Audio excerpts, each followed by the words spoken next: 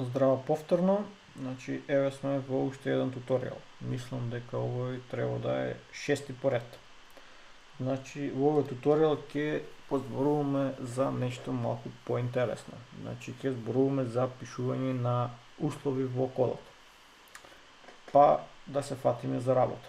Значи каде што застанавме со претходниот туторијал, имавме нешто вако, значи пробувавме да го парсираме тоа што сме го внеле од тастатура, бројот на години, да го парсираме од овој стринг во години, значи integer парс му правиме. Ајде да му кажеме сега на кодот доколку сме успеале да парсираме вредноста, испечати година на раѓање, ако не, печатете дека сте внесле невалидни години. Значи, условите ги пишуваме вака. Значи, имаме if, отворени загради, потоа внатре го пишуваме условот и доколку условот е, да речеме, пишеме true, нека стои за сега, значи, доколку условот е исполнет, е точен, ќе се изврши ова што е во заградите, else, ако не, ќе се изврши ова што е тука. Значи имаме каде не беше try parse, еве го. Значи try parse. Значи еве сега ќе спомнем уште еден тип на променливи, тоа е boolean. Значи овој тип на променливи прима две вредности, true или false. Значи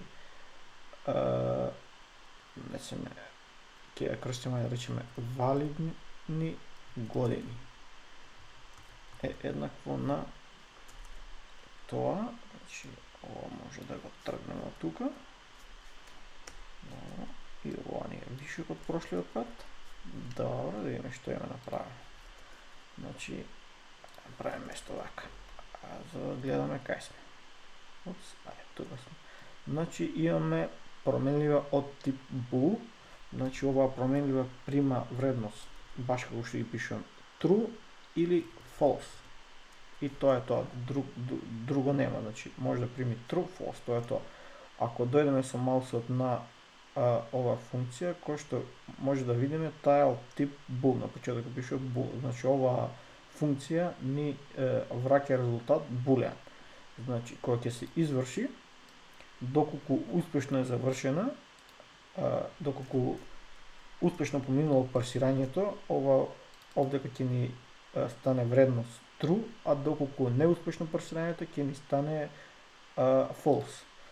И значи го земаме резултатот од вредноста на оваа променлива. Ако вредноста и е true, кој што гледате, две еднакви имаме, ова е за проверка, доколку имаме едно еднакво, тоа е за додолување вредност. Значи имате го на тоа еднакво, значи во if-от значи проверка.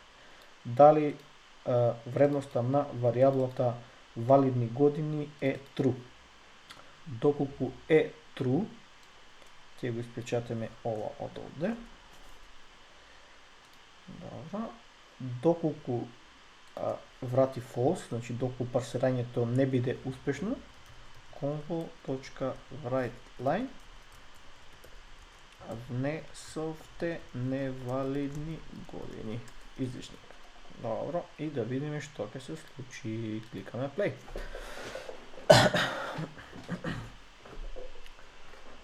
Бил successful. Се стартува. Гледате тука. Тука внесете го вашето име. Никола. Внесете го вашето презиме Горгиев. И ајде да внесеме валидни години, 28. Вашето име и презиме Никола Гиреев, вие сте родени 1991 година. Добро, окей. Скасиме, close, старт уште еднаш. А сега да внесеме невалидни години. Внесете го вашето име, Никола Горгиев. Добро, внесете број на години. Ајде, повторно година.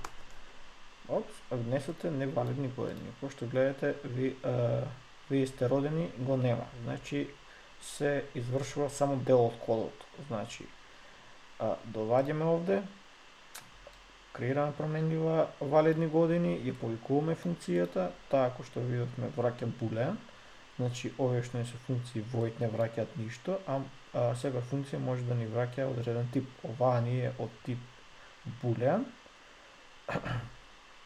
и враќа true или false.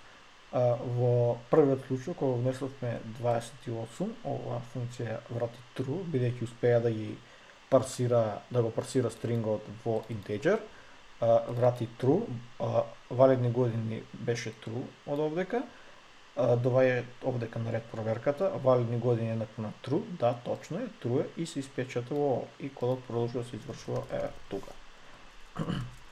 Во вториот случај кога внесовме невалидни години, имавме овде, пробува да го парсира gg во integer, не успева, значи враќа false, валидни години е false, доаѓа овде, if валидни години е true, не е true, false е, и се извршува овој дел од кодот и печати внесете невалидни години, кодот продолжува овдека и нема ништо и програмата завршува. За овој туторијал мислам дека е доволно. Продолжуваме понатаму во наредниот. Поздрав!